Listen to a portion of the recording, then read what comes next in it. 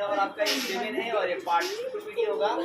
तो आज की टॉपिक है इम्पोर्टेंट पॉइंट है कि उड़ीसा में जो आपका है क्या कि उड़ीसा जो है मैग्नीज का अग्रणी उत्पादक है। मतलब पूछा जाएगा सवाल कि इंडिया में मैग्नीज का उत्पादक में अग्रणी राज्य कौन सा है, तो उड़ीसा है। कौन है जी? उड़ीसा है।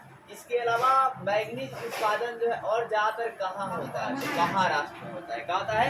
महाराष्ट्र। इसके अलावा आपके मतलब झारखंड में भी होता है, लेकिन थोड़ा कम मात्रा में होता है।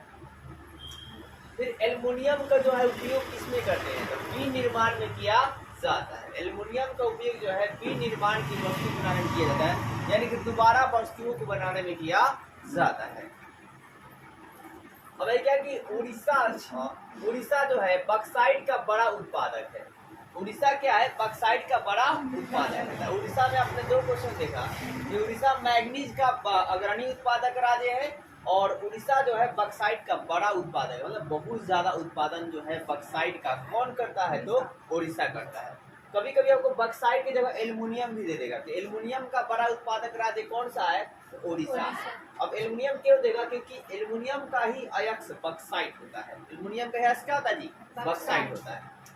और इसमें आपका अग्रणी पॉइंट मतलब जिले कौन है, तो कलहंग हांडी। क्या जी? कालाहांडी और संबलपुर। कौन है?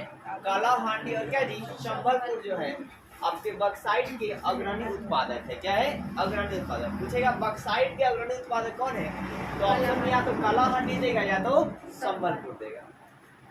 और देखिए तांबा। क्या जी? तांबा कहिए चाहे कपर कहिए, तो कपर जो है ज्यादातर कहाँ मिलता है? झारखंड में। कहाँ मिलता है? झारखंड में। झारखंड किस भूमि में, किस जिले में, तो सिंहभूमि जिले में मिलता है। कहाँ मिलता है? सिंहभूमि जिले में मिलता है।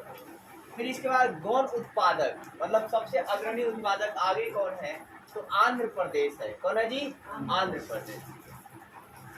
अब है अभ्रक। तो अभ्रक भी ज्यादा कहाँ मिलता है? झारखंड में। कहाँ मिलता है जी? झारखंड। लेकिन गुड क्वालिटी का मतलब अच्छा क्वालिटी का अभ्रक कहाँ मिलता है भाई, तो आंध्र प्रदेश के नेल्लौर में। कहाँ मिलता है? आंध्र प्रदेश। कहाँ जी? नेल्लौर में। अब एक और बात, ये सारे जो थे आपके धातु थे। मैग्नीज भी धातु है, आपका कपर भी धातु है और एल्युमिनियम भी क्या है? धातु है। तो इन सभी के बारे में अगर आप एक्स्ट्रा पॉइंट लिखना चाहें तो आप देख सकते हैं कि सारे धातुएं जो है कठोर होती है। ये सभी क्या थे जी? कठोर होती है। और ये इन्हें तार बनाया जा सकता है। इन तीनों से क्या बना सकते हैं? तार बना सकते हैं, चालक, जिसमें करंट जाती है। ठीक है। और ये विद्युत के सुचालक होते हैं। ये विद्युत क्या थे जी? सुचालक होते हैं। और ये ठोस अवस्थाएं में पाई जाती है और इनमें आघात वर्धनीयता गुण जो है पाया जाता है। आघात वर्धनीयता मतलब इन्हें पीट कर चादर बना सकते हैं। जैसे एल्युमिनियम के पीट चादर बनाया जाता है और उस चादर का उपयोग हवाई जहाज के पार्ट्स बनाने में किए जाते हैं। अब तो है क्या? ऊर्जा संसाधन। क्या है? ऊर्जा संसाधन। जिस संसाधन से ऊर्जा प्राप्त होती है उसे ऊर्जा संसाधन कहा जाता है। जैसे कि कोयला ठीक है ना, पेट्रोलियम, सौर ऊर्जा, पवन ऊर्जा, जल, नाभिकीय ऊर्जा इत्यादि। ठीक है ना। तो जिस संसाधन से ऊर्जा आपको प्राप्त होती है उसे ऊर्जा संसाधन कहा जाता है। ऊर्जा संसाधन मुख्य रूप से दो तरह के होते हैं, एक नवीकरणीय, एक परंपरागत और एक गैर परंपरागत। परंपरागत मतलब एक परंपरा के अनुसार जो आते चला जा रहा है, जिसका आप इस्तेमाल करते जा रहे हैं, उसे बोले परंपरागत। और गैर परंपरागत जो आपने नया डिस्कवर किया है, जैसे सोलर प्लेट। तो सोलर प्लेट पहले नहीं था, ये हाल ही में आपको इसको डिस्कवर जो है किया गया, तो ये होगा गैर परंपरागत। ठीक है। लेकिन कोयला से आप खाना पहले ही से बनाते आ रहे हैं, पहले जमाने में भी कोयला से खाना बनता था, ये हो गया परंपरागत। क्या हो गया? परंपरागत। पहले भी गाड़ियां पेट्रोल पे चलती थी, आज भी गाड़ी पेट्रोल पे चलती है, तो ये भी क्या हो गया? गैर परंपरागत। तो इसमें सबसे देखिए कोयला जो है ना, ये कोयला एक गोंडवाना समूह है, इसमें कोयला ज्यादा फायदा है। अब गोंडवाना समूह में कौन कौन राज्य आते हैं ये जानिए। तो वेस्ट बंगाल, झारखंड, उड़ीसा, छत्तीसगढ़, महाराष्ट्र और आंध्र प्रदेश, ये सारे इलाके गोंडवाना समूह के हैं। और इन क्षेत्रों में कोयला जो है ज्यादा मात्रा में मिलता है। लेकिन सबसे ज्यादा कहाँ मिलता है, तो झारखंड में। किसमें जी? झारखंड। और इंडिया में 80% बिटुमिनस प्रकार का कोयला पाया जाता है। देखिए कोयला के प्रकार होते हैं, लिग्नाइट होता है, बिटुमिनस होता है, अभ्रक होता है। ये सारे क्या होते हैं? कोयला के प्रकार होते हैं, जिसमें से बिटुमिनस जो है इंडिया में कितना परसेंट पाया जाता है? 80% पाया जाता है। ठीक है। फिर भूरा कोयला या लिग्नाइट कहाँ पाया जाता है? तमिलनाडु में। कहाँ पाया जाता है जी? तमिलनाडु। भूरा कोयला या लिग्नाइट कहाँ पाया जाता है? तमिलनाडु में पाया जाता है। इसके अलावा कौन कोयला में कितनी कार्बन की मात्रा होती है ये आप इससे नोट करेंगे। पेट्रोलियम, देखिए पेट्रोलियम जो है ज्यादातर आपका पेट्रोलियम जो है डिंगोई में ज्यादातर इसका उत्पादन जो है किया जाता है और ये तेल शोध कारखाना है। क्या है? तेल शोध कारखाना। मतलब पूछा जाएगा पेट्रोलियम का तेल शोध कारखाना कहाँ पे है, तो डिगबोई में है। कहा जी? डिगबोई में। ठीक है। और पेट्रोलियम से क्या मिलेगा? किरोसिन, पेट्रोल, डीजल, इन सबका उपयोग कहाँ किया जाएगा? भारी वाहनों में डीजल का उपयोग किया जाता है क्योंकि डीजल की क्षमता ज्यादा होती है। ठीक है। और पेट्रोल का उपयोग जो है थोड़ा कम भारी वाहन में किया जाता है, जैसे स्कॉर्पियो, बोलेरो होती है, इन सभी किससे किया जाता है? पेट्रोल का उपयोग किया जाता है। अब प्राकृतिक गैस, यानी कि जो गैस प्रकृति से प्राप्त प्राकृतिक गैस कहते हैं, इसको शॉर्ट में सीएनजी भी कहते हैं। क्या बोलते हैं? CNG, compressed natural gas. क्या बोलते हैं? Compressed natural gas. शुद्ध हिंदी होता है संप्रेरित प्राकृतिक गैस। ठीक है। अब इसमें आपको याद रखना है कि प्राकृतिक गैस का मुख्य घटक क्या होता है, ये भी आपसे पूछ सकता है। प्राकृतिक गैस का मुख्य घटक क्या होता है? तो मीथेन होता है। क्या होता है जी? मीथेन। और मीथेन का फार्मूला क्या होता है? तो CH4 होता है। क्या होता है? CH4। मीथेन की फार्मूला CH4 होती है। और एक बार कोई भी अगर सड़ा गला पदार्थ है या कोई मतलब चीजें सड़ती है तो उससे कौन सी गैस आती है? तो मीथेन गैस ही आता है। और गोबर गैस से भी कौन सा गैस निकलता है? तो मीथेन गैस ही निकलता है। अब देखो है क्या कि GAIL की स्थापना कब होती है? 1984। फिर आपका है क्या कि जो अपना प्राकृतिक गैस है वो किस चट्टान से मिलता है? तो अवसादी सैल से मिलता है। सैल मतलब चट्टान से मिलता है। अब ये तो आपका हो गया वो परंपरागत। अब है अब परंपरागत ऊर्जा के स्रोत या गैर परंपरागत ऊर्जा के स्रोत या अनवीकरणीय ऊर्जा का स्रोत, तीन नाम हो गए।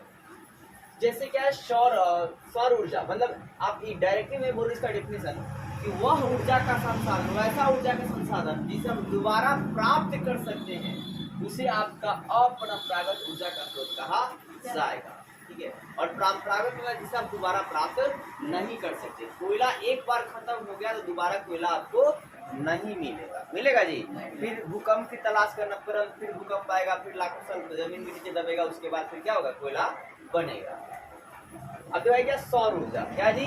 सौर ऊर्जा। तो सौर ऊर्जा जो है कैसे प्राप्त होता है? तो सौर ऊर्जा मतलब आपका है कि सोलर प्लेट से प्राप्त किए जाते हैं।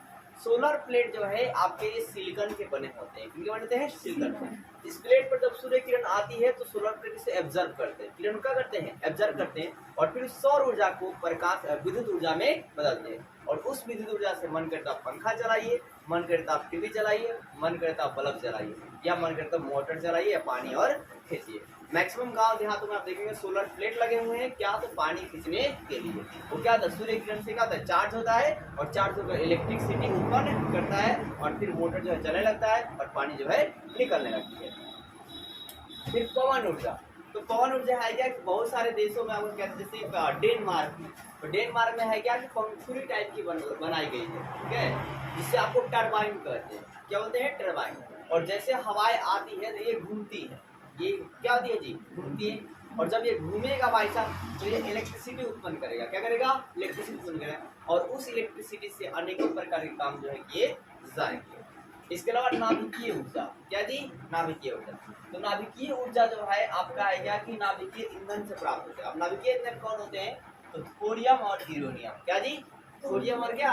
यूरेनियम होता है। और थोरियम और यूरेनियम के जो सैले होते हैं, मतलब किस चट्टान से प्राप्त होता है? तो धारवाड़ चट्टान से प्राप्त होता है। थोरियम और यूरेनियम जो है किस चट्टान से प्राप्त होता है? तो धारवाड़ चट्टान से प्राप्त होते हैं। ठीक है। और इनका उपयोग जो है किसमें करते हैं? नाभिकीय ऊर्जा। नाभिकीय ऊर्जा का जो उपयोग है नाभिकीय चीज बनाने में किया जाता है, जैसे कि परमाणु बम, ठीक है, हाइड्रोजन बम, इन सारे हथियार को बनाने में किया जाता है। ठीक है। मतलब हथियार बनाने में किया जाता है।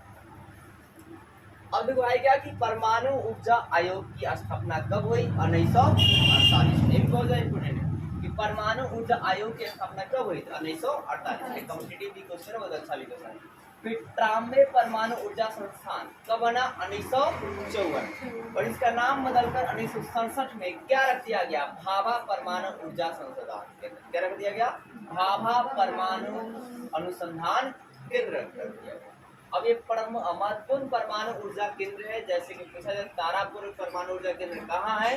तो महाराष्ट्र। बहुत ज्यादा पूछा जाता है 10th में भी, 12th में भी और कॉम्पिटिटिव एग्जाम में। ये महत्वपूर्ण परमाणु ऊर्जा केंद्र जो है तारापुर कहाँ है? महाराष्ट्र। फिर रावत भट्टा कहाँ है? राजस्थान में। रावत भट्टा कहाँ जी? राजस्थान में। रावत से राजस्थान। फिर कल्पकम क्या है? कल्पकम कहाँ है? तमिलनाडु में है। कहाँ है? तमिलनाडु। नरौरा कहाँ है? यूपी में है। नरौरा यूपी में। कैंगा कहाँ है? कर्नाटक में। और कारक रापर कहाँ है? गुजरात। कारक रापर कहाँ है? गुजरात। तो आपका तारापुर कहाँ है जी? महाराष्ट्र में। तारापुर महाराष्ट्र में। और रावत भट्टा कहाँ है? राजस्थान में। कल्पकम कहाँ है? तमिलनाडु। नरौरा कहाँ है? यूपी। और कैंगा कहाँ है? कैसे कर्नाटक। फिर आपका कारक कहाँ जी? गुजरात, गांधी जी के साथ। उम्मीद करता हूँ तो वीडियो अच्छी लगे। वीडियो को लाइक कीजिए और चैनल को सब्सक्राइब ज़्यादा से कीजिए।